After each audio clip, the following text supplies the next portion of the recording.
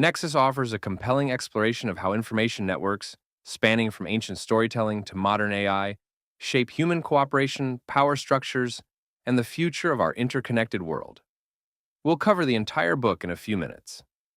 Chapter 1. What is information? To start, information is the backbone of human networks.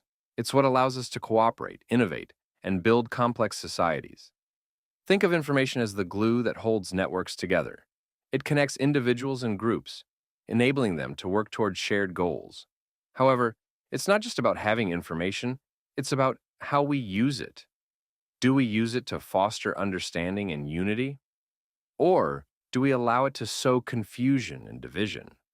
This tension between truth and delusion is one of humanity's oldest struggles. In this chapter, we learn that information can create either order or chaos. While factual narratives help build stable systems, delusional ones can just as easily lead to dysfunction. For example, authoritarian regimes often rely on the suppression of truth and the spread of misinformation to maintain control. George Orwell's famous observation, "Ignorance is strength," underscores this point. Networks built on delusions might appear strong, but they are often fragile and dangerous. So, what can we do with this knowledge? First, take a moment to reflect on how you gather and share information in your own networks. Are you contributing to understanding or unknowingly spreading misinformation?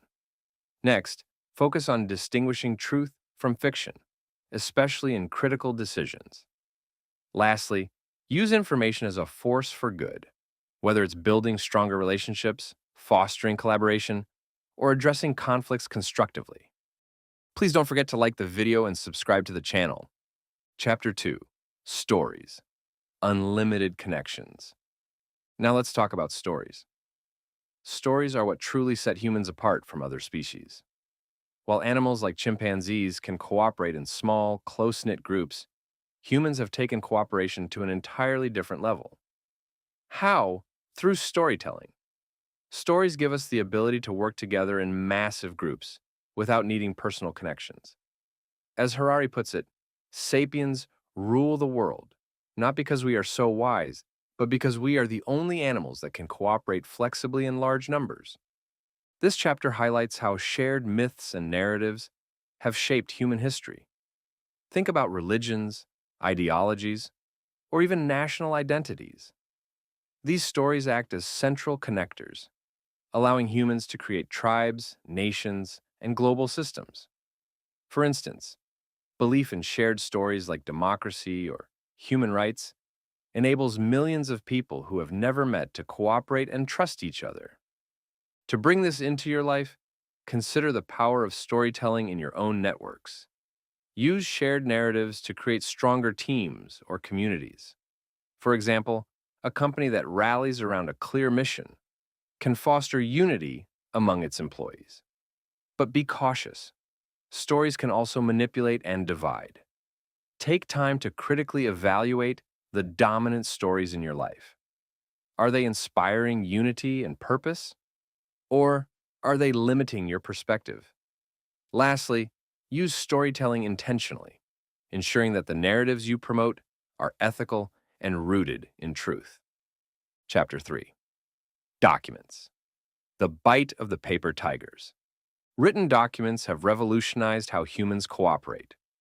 Unlike oral traditions, which rely on memory and personal relationships, written records create what the book calls intersubjective realities. These are shared understandings that transcend individual knowledge and allow us to scale cooperation to unprecedented levels. For example, think of ancient clay tablets used for trade. Those early documents ensured that transactions were recorded accurately, even if the traders didn't know each other personally. They were foundational for building trust in larger, more complex societies. However, this advancement also came with a cost.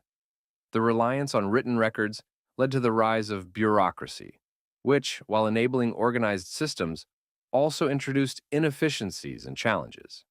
As the book states, written documents created new realities instead of merely representing them.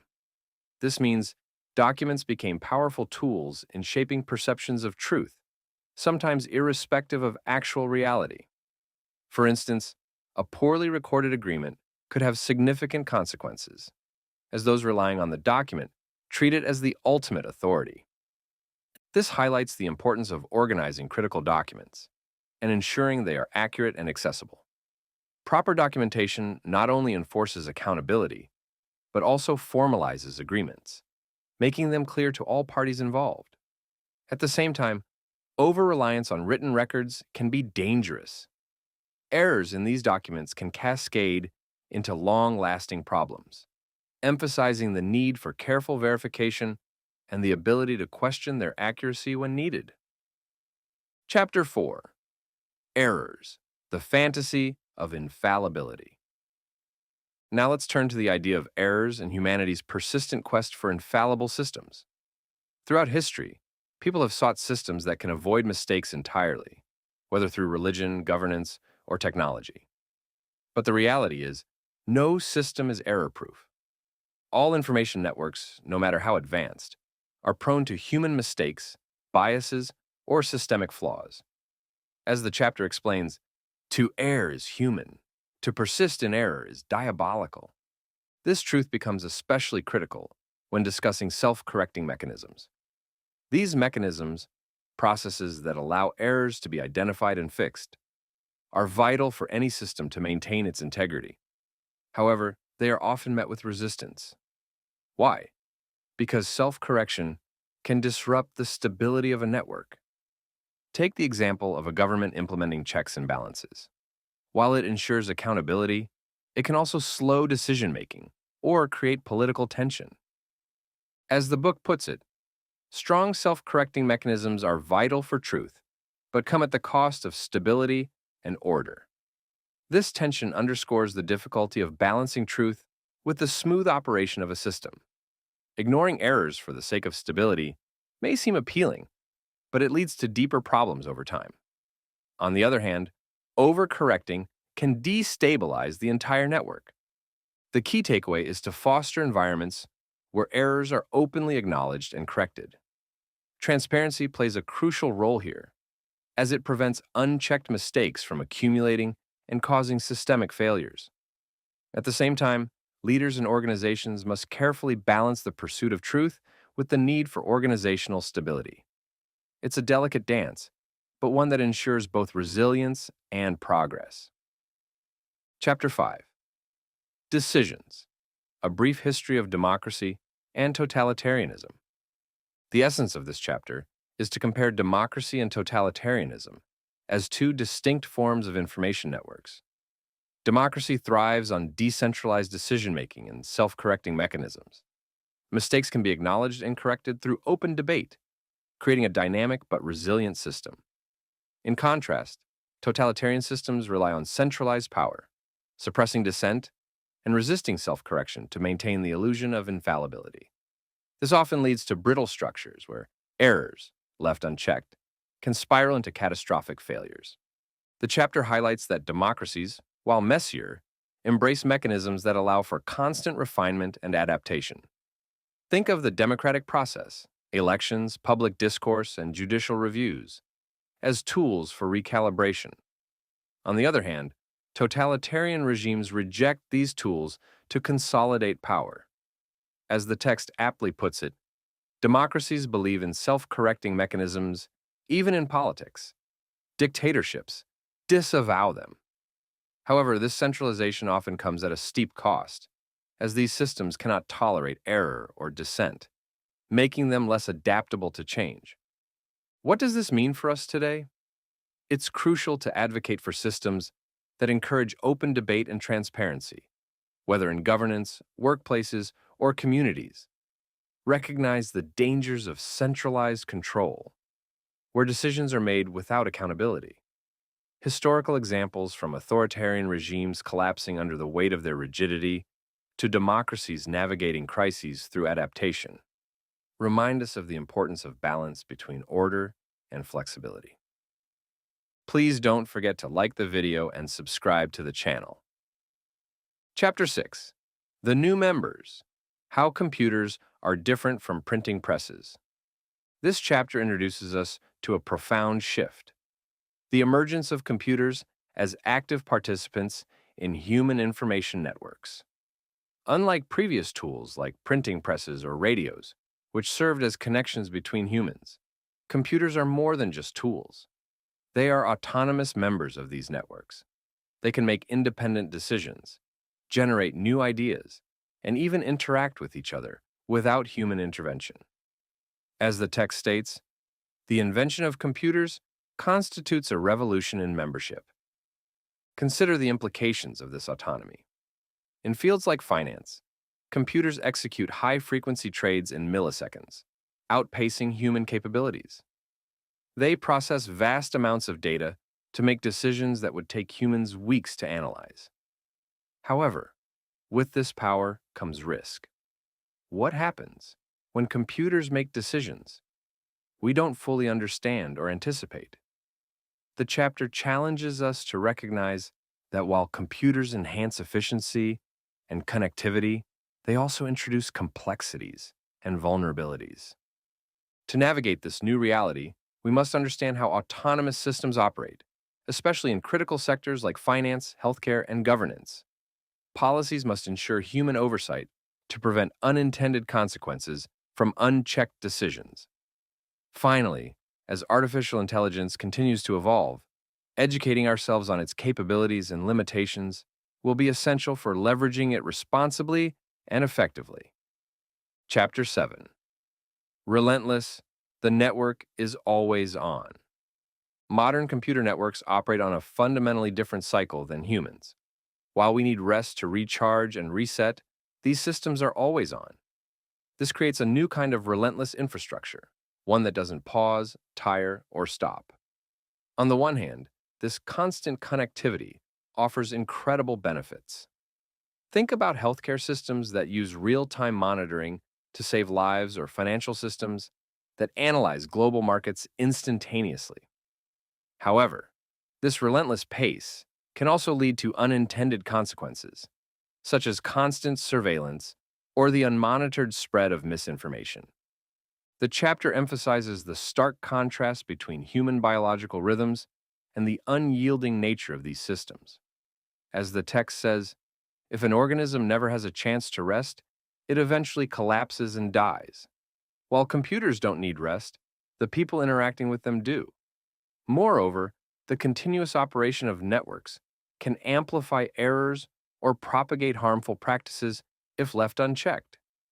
This push for constant connection nudges humanity toward a state where we are always connected and always monitored, a shift that comes with both opportunities and serious risks. So, what can we do? First, on a personal level, consider implementing digital detoxes, regular breaks from technology to recalibrate and recharge. On a broader scale, it's essential to advocate for regulations that protect privacy and limit excessive surveillance.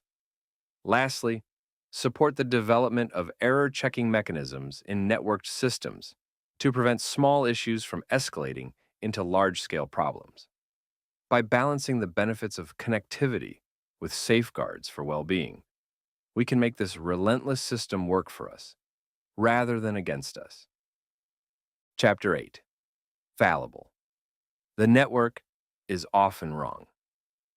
While computer networks are efficient and powerful, they are far from infallible. This chapter examines the vulnerabilities inherent in these systems, which, despite their capacity to process vast amounts of data, are still prone to errors. Worse, when these errors occur, the scale and speed of modern networks can propagate them rapidly and widely, creating significant challenges for individuals and organizations alike. One key takeaway from the text is that information isn't truth. Networks may gather and process enormous quantities of data, but this doesn't guarantee accurate or unbiased conclusions. For instance, in authoritarian regimes, surveillance systems often misuse data to control populations, creating distorted realities. Such scenarios remind us that even the most advanced networks require human oversight. The chapter highlights the critical role of self-correcting mechanisms, systems designed to identify and address errors, but also warns that these mechanisms must be carefully crafted to avoid unintended consequences. To mitigate these risks, we need to support the development of AI systems that express uncertainty and actively request human input in decision-making processes. Promoting ethical guidelines for data use is equally important to ensure transparency and accountability. Finally, it's essential to stay informed about the biases and limitations of the networks we rely on daily, from social media algorithms to recommendation engines. These steps will help us address the fallibility of networks while leveraging their potential. Chapter 9. Democracies. Can we still hold a conversation? Democracy relies on open communication and shared understanding. However, this chapter reveals how these foundations are under threat.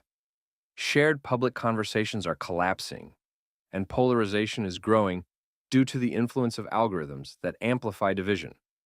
Public discourse has fragmented to the point where citizens often can't agree on basic facts, let alone collaborate to solve complex problems. As the chapter notes, democracies die not only when people are not free to talk, but also when people are not willing or able to listen. A significant contributor to this problem is the opaque role of social media algorithms, which prioritize engagement over truth. By feeding users content that reinforces their existing beliefs, these systems create echo chambers that deepen divides. Ironically, democracy, once strengthened by the free flow of information, now struggles because information technology has become too sophisticated. Without regulation and initiatives to foster shared understanding, democracy risks succumbing to misinformation and fragmentation. To counter this, we can support bipartisan initiatives aimed at rebuilding trust and dialogue. Advocating for transparency in social media algorithms can help reduce polarization. On an individual level, participating in local civic forums or community discussions offers a way to bridge divides and strengthen democratic foundations.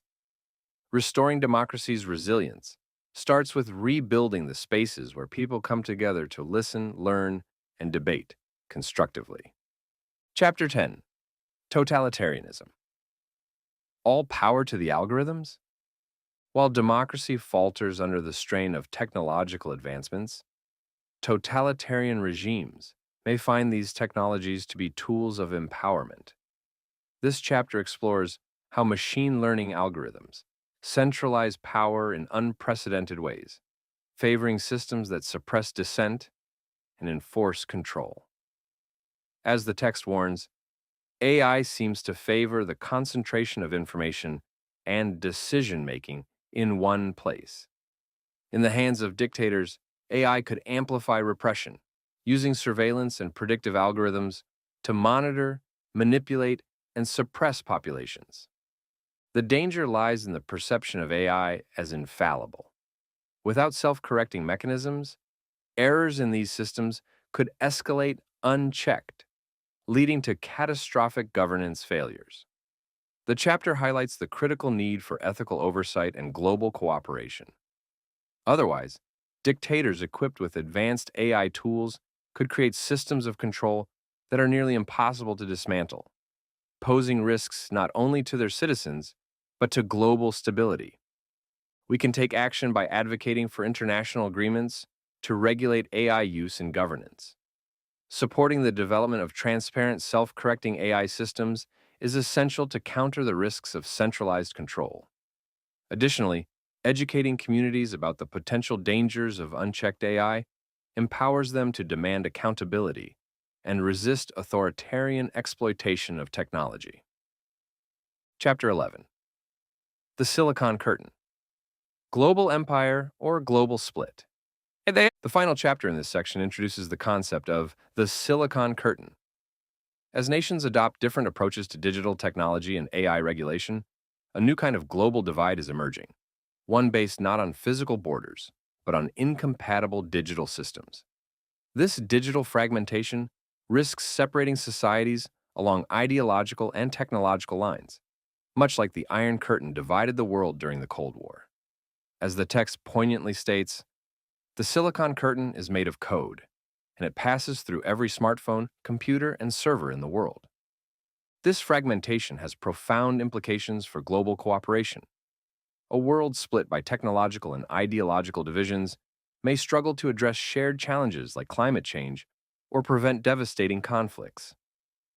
A human species divided into hostile camps that cannot understand each other stands a small chance of avoiding devastating wars or preventing catastrophic climate change, the chapter warns. To address these risks, we must advocate for global standards in AI governance and digital technology. Encouraging collaboration between nations on shared challenges, such as climate change and ethical AI use, is essential to avoiding a fractured world. Staying informed about the geopolitical impacts of digital technologies equips us to support inclusive policies and push back against the forces driving division.